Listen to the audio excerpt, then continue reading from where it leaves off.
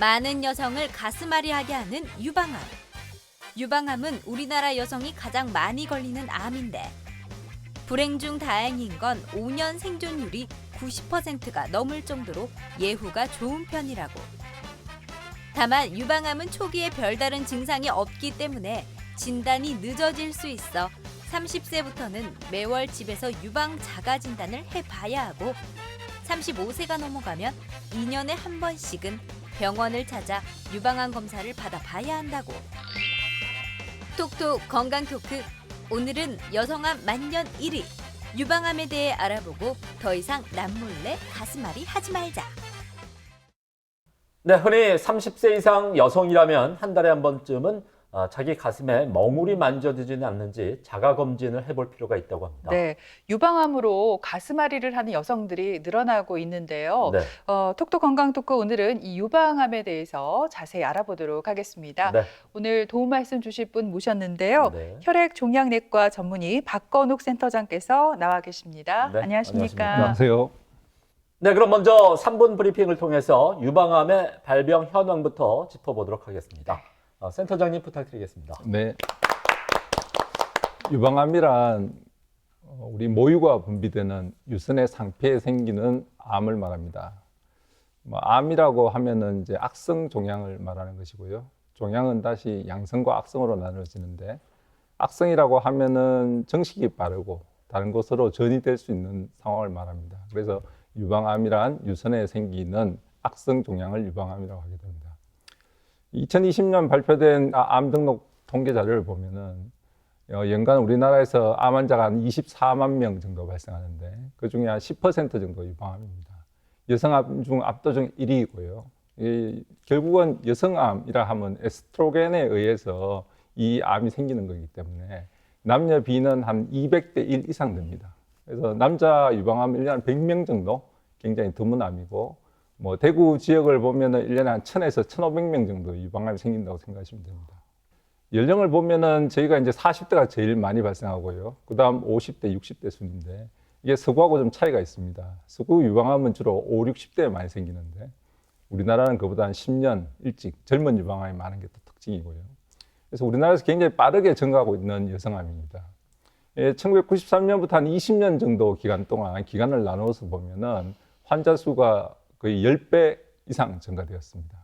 그런데 또 하나 재미있는 현상은 조기 진단이 되면서 5년 생존율, 주로 이제 암 환자들은 5년이 지나면 일반 건강한 사람들하고 생존율이 거의 비슷하다고 봅니다.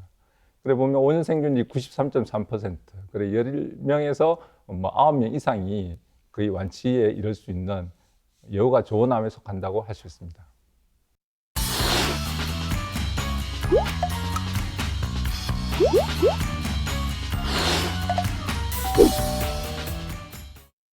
네, 이 네. 유방암이 여성암 1위를 차지하는 데다가 지금 빠르게 증가하고 있는 추세지만 네. 다행스럽게 예후는 좋다고 말씀해 주셨습니다. 네. 그렇다면 센터장님, 이 유방암이 생기는 원인이 뭘까요? 암이 생기는 원인은 일단 유전성인 경우하고 후성 유전적 요소를 이제 같이 생각해 봐야 됩니다. 우리가 유전자라고 하면은 염기서열이라고 그러죠. DNA라고 하는 부모로 분류받는 염기서열에 따라서 이제 유전자가 발현이 되는데 실제로 이제 요즘 연구들을 보면은 실제로 물려받던 DNA의 내용 자체보다 그것이 이제 발현되도록 조절하는 후성 환경적 요소들이 더 중요하다고 보고 있습니다. 그래서 실제로 보면 전체 유방암의 한 10 내지 25% 정도가 유전성 성향을 보이고 나머지 요소들은 우리가 흔히 알고 있는 비만, 운동 부족, 음주, 고지방 식이, 환경, 출산, 약물 등이 연관이 있다고 생각하고 있습니다. 그래서 우리나라에서 보신 것처럼 유방암이 거의 20년 동안 10배 정도 증가할 정도로 폭발적으로 증가하는 이유는 이제 어떤 사회 문화적 패턴의 변화가 가장 크다고 저는 보고 있습니다. 점점 이제 초경은 애들이 이제 초등학교에서 일찍 시작하게 되고 폐경 나이는 점점 늦어지고 있고요. 요즘 추세 자체가 결혼을 하지 않거나 결혼을 해도 아이를 낳지 않거나 낳아도 하나만 낳는 그런 경향들이 많기 때문에 결국은 여성들이 이제 출산, 임신 기간이 에스트로겐에 노출되지 않는 기간이거든요. 그게 안정기간인데 그 안정기간이 점점 줄고 있는 겁니다. 그리고 시기 자체도 점점 서구식으로 바뀌고 있고 또 여성 음주, 비만이 늘어나고 있는 것도 한 요인이라고 생각합니다. 네, 센터장님께서 유방암은 유전적인 요인도 무시할 수 없다 이렇게 말씀을 해주셨는데 그래서일까요? 그 몇 년 전에 안젤리나 졸리가 예방적인 차원에서 유방을 절제를 했었죠. 뭐 아직까지도 이게 참 말이 많은데 그 정말로요. 실제로 엄마가 유방암일 경우에 네. 딸도 유방암에 걸릴 확률이 높나요? 그러니까 앞에 말씀드린 것처럼 분명히 유전적 요인이 있습니다. 10 내지 25%라고 하지만 유전적 요인이 분명히 있는 게 맞고 안젤리나 졸리 이야기를 다시 하면은 안젤리나 졸리의 어머니는 56세 유방암으로 돌아가셨어요. 그래서 이제 어릴 때 상처를 입었겠죠. 그리고 이제 아시는 것처럼 입양을 많이 해서 애도 많죠. 그래서 이제 그런 것 때문에 본인이 이제 BRCA 유전자 검사를 했습니다. 그래서 유전자 검사를 해봤더니 자기한테 이제 유전적 소인이 있다는 걸 확인하고 나서 2013년에 이제 예방적으로 양쪽 유방을 다 절제를 했습니다. 그래서 이렇게 BRCA 유전자 변이가 있는 경우에는 일생 사는 동안에 평생에 한 60 내지 80% 확률이기 때문에 상당히 높은 거죠, 그죠? 그래서 뭐 안젤리나 졸리의 선택은 충분히 존중받을 수 있는 것입니다. 근데 우리나라에서 이제 이런 BRCA 유전자 변이를 꼭 해야 되는 경우 어떤 경우가 있냐면은 유방암에 이제 가족력이 있는 경우, 엄마가 유방암이었는데 언니도 유방암이고 나도 유방암이다. 이러면 이제 한 가족에서 3명이 있는 거잖아요. 그럴 경우 있는 경우. 그래서 우리나라에서 보통 유방암이 4, 5, 60대가 생긴다 그랬는데 젊은 나이에 30대 유방암이 생겼다. 그러면 또 해보셔야 되고요. 한쪽에 생기는 게 아니고 양쪽에 다 유방암이 생겼을 경우에 또는 유방암 난섬이 같이 생겼을 경우에 좀 전에 이야기했지만 남자 유방암이 굉장히 드물다 그랬죠. 남자한테 유방암이 생겼거나 혹은 이제 60세 이하로 이제 3중 음성 유방암이라는 좀 특이한 유방암이 생겼을 경우에는 BRCA 유전자 검사를 해보는 것을 권고드리고 있고 우리나라에서는 일단 의료보험 급여도 인정이 됩니다. 그렇군요. 유방암에 가족력이 있는 분들은 한 번쯤은 브라카 유전자 이 변이 검사를 받아볼 필요가 있을 것 같아요. 센터장님, 그런가 하면 대부분의 유방암은 치료가 잘 되는 편이지만 매우 독한 유방암이 있다고 들었거든요. 치료도 잘 안 되고 또 재발이나 전이가 잘 돼서 환자들을 힘들게 한다고요? 예, 이제 그런 유방의 대표적인 게 3중 음성 유방암이라고 합니다. 3중이라 하면은 이제 아까 유방암이 에스트로겐, 여성 호르몬 의존성이 있다고 그랬죠. 네. 에스트로겐, 프로게스테론, 그리고 사람 상피 성장인자 수용체 2번이라는 게 있습니다. 말이 좀 어렵긴 한데 헐투라고 이야기합니다. 우리가 뭐 헐 이런 그녀 이런 식으로 생각하시면 됩니다. 헐투라고 하는데 이 세 가지가 이제 보통 있는 경우가 거의 90%입니다. 그런데 이 세 가지 다 없는 환자들이 한 10 내지 15% 되는데 3중 음성 유방암 특성은 이제 젊은 환자들한테 많이 생기고요. 또 치료는 잘 되는데 또 재발 전이를 또 많이 합니다. 또 재발 전이를 했을 경우에는 표적 치료나 호르몬 치료에 잘 듣지 않고요. 또 재발 전이를 하더라도 폐나 뇌처럼 우리 몸에 이제 심각한 손상을 줄 수 있는 쪽으로 전이를 하는 경우가 많아서 문제가 되고 있습니다. 하지만 전체적으로 보면은 유방암의 완치율은 굉장히 높습니다. 뭐 초기에 발견된 경우에 거의 90% 이상이고요. 그리고 이제 하지만 또 재밌는 것이 이제 전체 유방암 환자 20-30%가 재발하게 되는데 조금 전에 이야기했는 것처럼 대부분의 암이 5년 정도 지나면 일반인하고 거의 똑같은 생존율을 기대할 수 있다고 되어 있는데 유방암의 경우는 5년, 10년, 뭐 제 환자 같은 경우는 30년 지나서 재발하는 경우도 있기 때문에 완전히 안심할 수 없다는 그런 특성이 있습니다. 또 대부분 뭐 위암이나 대장암 같은 경우는 치료 기간이 길어야 6개월이지만 유방암 같은 경우는 이제 호르몬 치료까지 하게 되면 최소 6개월에서 10년 치료 기간이 걸리게 됩니다. 그리고 환자마다 아까 말씀드린 것처럼 호르몬 수용체라든지 헐투라든지 이런 발현 양상에 따라서 뭐 이러한 조직형, 병기, 환자의 상태, 기저질환, 치료 반응에 따라서 제가 흔히 환자들한테 이야기하는데 뭐 외래 환자가 50분이 계시면은 50분이 치료가 다 다르다고 이야기합니다. 그래서 치료가 다 달라집니다. 그래서 또 치료도 굉장히 복잡해져서 이전에는 뭐 수술만 하면 된다고 생각했지만 요즘은 이제 표적 치료, 항암 치료, 수술, 방사선 치료 같은 게 잘 조화를 이루어야지만 최선의 치료 효과를 얻을 수 있는 좀 어떻게 보면 까탈스러운 암이라고 생각할 수 있을 것 같습니다. 네, 지금 까탈스러운 암이다 이렇게 설명을 해주셨는데, 그러니까 유방암은 한 번의 수술로 그냥 그 치료가 끝나는 게 아니라 표적과 항암, 방사선 치료를 동시에 시행을 해야 어떤 그 좋은 결과를 얻을 수 있다면서요? 네. 그래서 이런 걸 이제 다학제 진료라고 그럽니다. 이게 뭐 백지장도 맞들면 낫다는 말도 있고, 그리고 이제 뭐 개인이 조직을 이길 수 없다고 이야기하죠. 네, 똑같습니다. 그래서 과거에는 뭐 수술 하나로 하면 끝나는 병이었지만 지금은 뭐 표적 치료, 항암 치료 10년의 치료 기간이 걸린다 그랬죠. 그래서 뭐 수술, 방사선 치료에 팀을 이뤄서 접근하는 게 제일 중요하고요. 그리고 또 환자가 놓인 상황도 다르죠. 환자의 경제적 상황도 다를 것이고 체력도 다를 것이고 정신적 스트레스를 얼마나 느끼냐도 다를 것이고 여러 가지 요소들 다 고려해서 해야 되기 때문에 지금은 이제 뭐 가장 이성적이고 합리적으로 이제 여러 과의 전문의들이 같이 모여서 머리를 맞대고 최선의 치료 방법을 찾는 다학제 팀 진료를 잘할 수 있느냐가 이제 좋은 병원을 결정하는 요소라고 생각합니다. 그래서 유방암 다학제 진료는 이제 어떤 그럼 좋은 다학제 진료란 뭐냐 생각해 보면은 일단 뭐 내과, 외과, 방사선 종양학과, 영상의학과, 병리과 이런 관련된 모든 교수들이 시간을 내서 같이 참석할 수 있어야 할 것이고요. 그리고 이제 의사소통이 서로 잘 돼야 되겠죠. 뭐 얼굴은 맞대고 있지만 서로 말이 안 통한다거나 제하고 말하기 싫다거나 이런 상황이 안 되겠죠, 그죠? 그리고 이제 가능한 모든 치료법을 고려할 수 있어야 됩니다. 그리고 환자한테 최선의 치료를 제안할 수 있어야 되고요. 그리고 또 하나 저희가 생각할 때 중요한 거는 환자가 좀 자기 이야기를 할 수 있어야 됩니다. 뭐 3분 진료라고 하죠. 그냥 뭐 가서 얼굴 보고 안녕하세요 하고 나오는 그런 진료가 아니고 환자가 놓여 있는 상황들을 고려해야 되기 때문에 환자가 편안하게 이야기할 수 있는 그 정도를 배려해 줄 수 있는 팀이 좋은 다학제 진료팀이라고 생각합니다.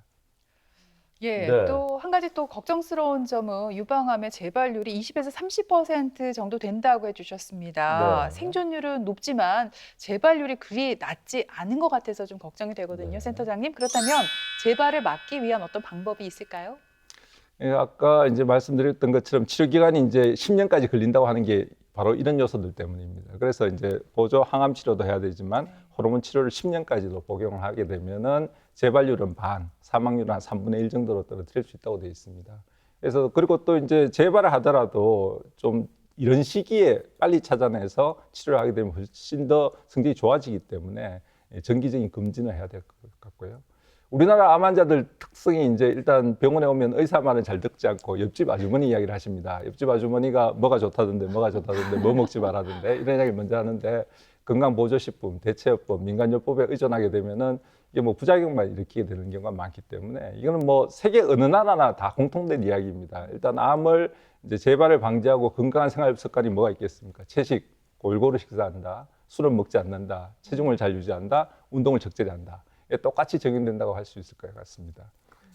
네, 하지만 만약에 유방암이 재발을 했다면 처음부터 또 다시 치료를 시작해야 되잖아요. 이 치료 방법이 참 쉽지만은 않을 것 같고 또 무엇보다 환자나 가족들이 참 유방암 진단을 받았을 때 마음이 참 힘들 것 같습니다, 센터장님. 근데 또 마음가짐이 치료 성적에 많은 영향을 미친다면서요? 네. 이제 재발을 두 가지로 나누어 생각하면 됩니다. 이제 원래 유방이 있거나 그 애과 림프절이라 그래서 임파선에 재발된 경우 국소 재발이라 그러고 다른 장기 뭐 뼈나 폐나 간이나 쪽에서 생긴 경우를 전이라 그럽니다. 그래서 보통 이제 재발을 하게 되면 전이 된 경우가 많습니다. 국소 재발을 하는 경우는 오히려 드물다고 되어 있습니다. 그런데 또 유방암은 특징적인 게 이제 다른 암보다 치료법이 다양하고 치료 성적이 좋습니다. 그래서 기본적으로 표적 치료, 항암 치료, 호르몬 치료, 방사선 치료, 치료 방법이 많다는 말은 뭔가 할 수 있는 일이 많다는 이야기거든요. 그래서 앞에 이야기했던 다학제 진료를 또 하셔야 되는 거고요. 종양내과, 외과, 방사선 종양학과, 영상학과, 해외학과들이 머리를 맞대고 같이 이야기해서 환자한테 최선의 치료 방법을 찾도록 도움을 드려야 됩니다. 그래서 가장 적절하고 합리적인 치료 방법을 찾는 게 1번이고요. 그래서 이렇게 하면 시간도 단축될 뿐만 아니라 치료 성적도 좋아지게 됩니다.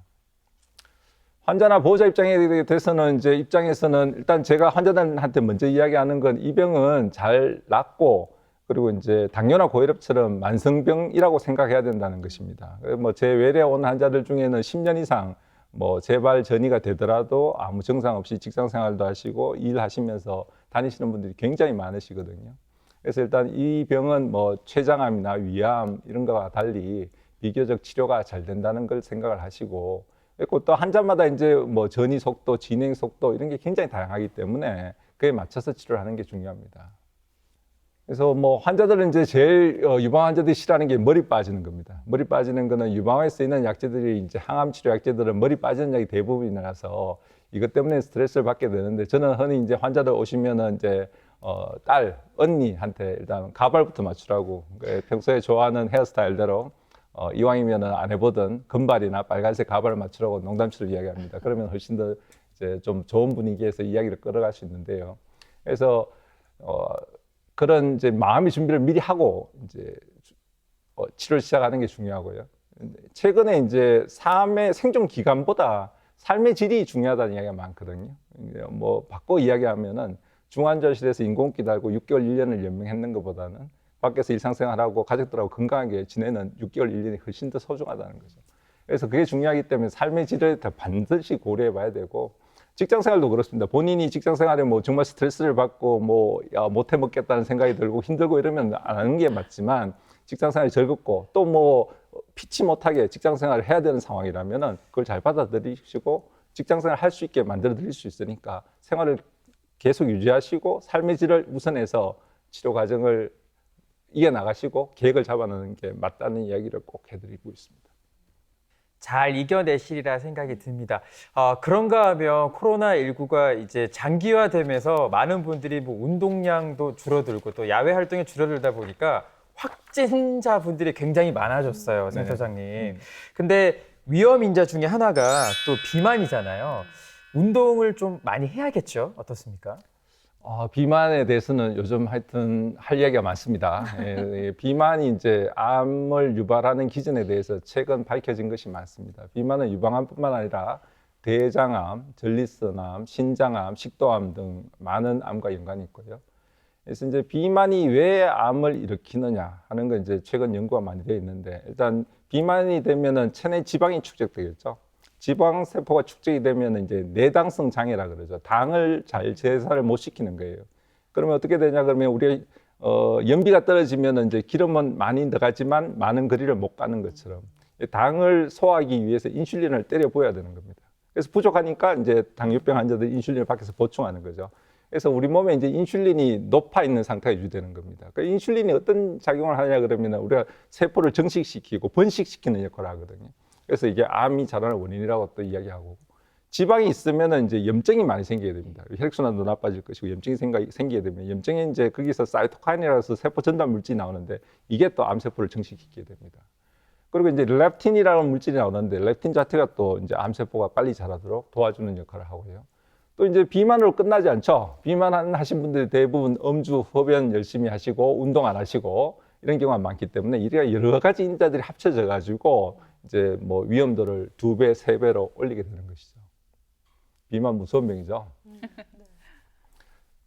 그런데 이제 유방암 환자들의 체중 변화를 살펴보면은 실제로 이제 유방암 환자들이 뭐 암이 걸리면은 위암이나 뭐 대장암이나 간암 같은 경우는 체중이 빠진다고 이야기하는데, 특이하게도 유방암 환자들은 체중이 막 찝니다. 뭐 선생님 지난주보다 1kg 늘었어요, 2kg 늘었어요 이런 환자들이 많은데 평균 한 5.9kg가 는다고 되어 있습니다, 평균이. 그런데 5.9kg 상당히 많은 몸무게거든요. 그래서 보면은 첫째 원인을 보면 일단 암이 걸리고 나면 좀 게으르진다 그러나 무기력해진다 그러나, 그래서 뭐 활동량이 확 떨어지게 되고요.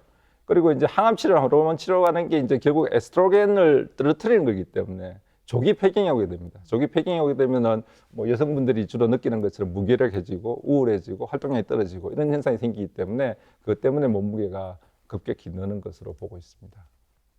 그래서 운동만으로 이제 체중 감량이 잘 안 되면은 뭐 식이요법이나 약물이 도움이 되는지를 묻는 분들이 많습니다. 그런데 제가 권해드리는 가장 좋은 운동은 걷기 운동입니다. 뭐 하루 30분 정도.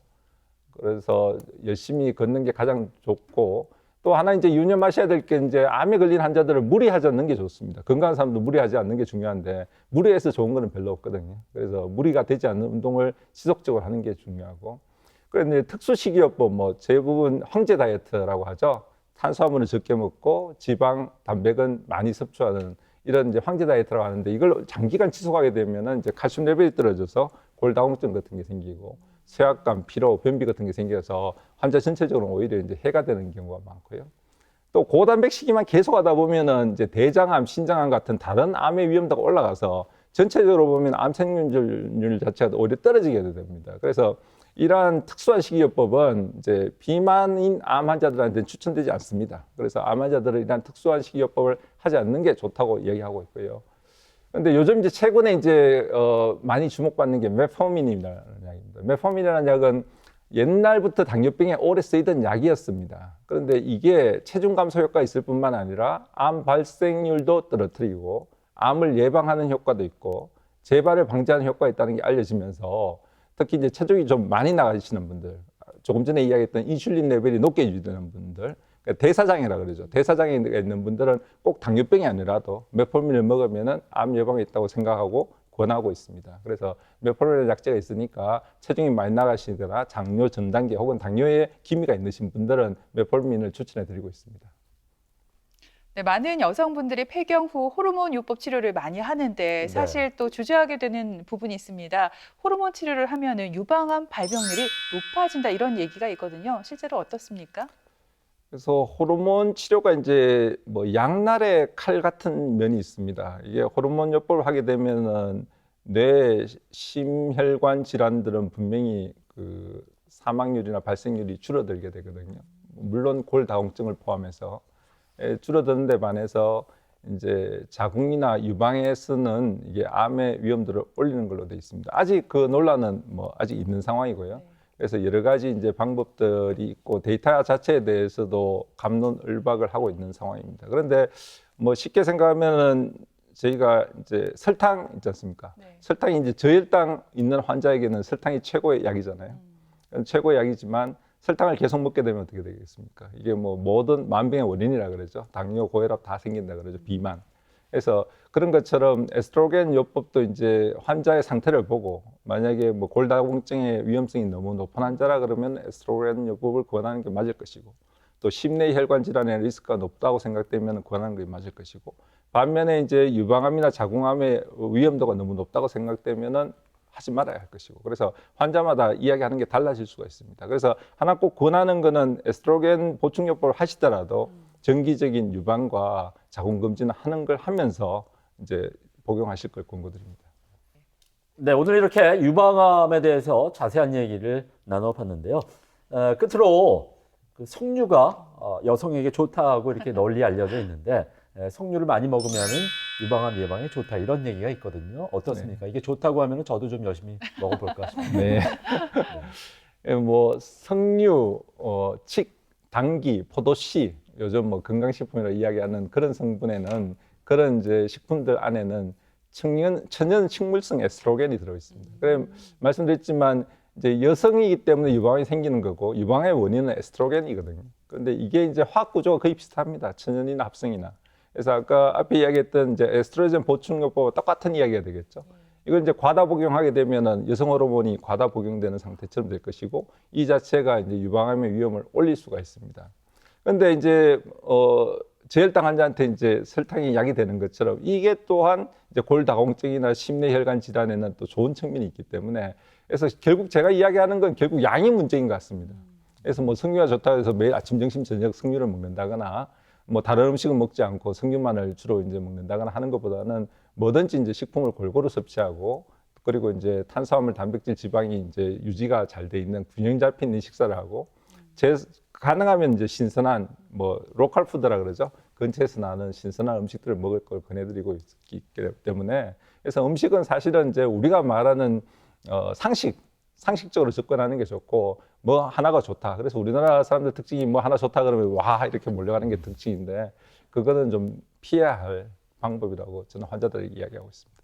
그래서 유방암은 이제 최근 20년 사이에 10배 정도 환자가 증가할 정도로 급격하게 환자가 늘고 있습니다. 그래서 일단 유방암은 다른 암보다 치료 성적이 좋고 예후가 좋다는 것이 희소식인 반면에 또 치료 기간이 길고 힘든 과정을 거쳐야 하는 어떻게 보면은 기나긴 싸움입니다. 그래서 의사와 좋은 관계를 맺는 게 중요하고 특히 다학제 팀 있느냐 하는 게 중요하기 때문에 병원을 고르실 때 이 병원에서는 어떻게 협력이 이루어지는지를 먼저 중시해서 보시고 그리고 뭐 6개월이나 1년 이내로 치료가 끝나는 게 아니기 때문에 장기적으로 좀 긴 마라톤을 뛰어야 된다는 생각으로 치료에 임하신다면은 10년, 20년 건강히 잘 지낼 수 있는 오히려 이제 암을 한번 위기를 겪고 나면은 생활 습관도 좋아지시고 뭐 갑상선암이 대표적이죠.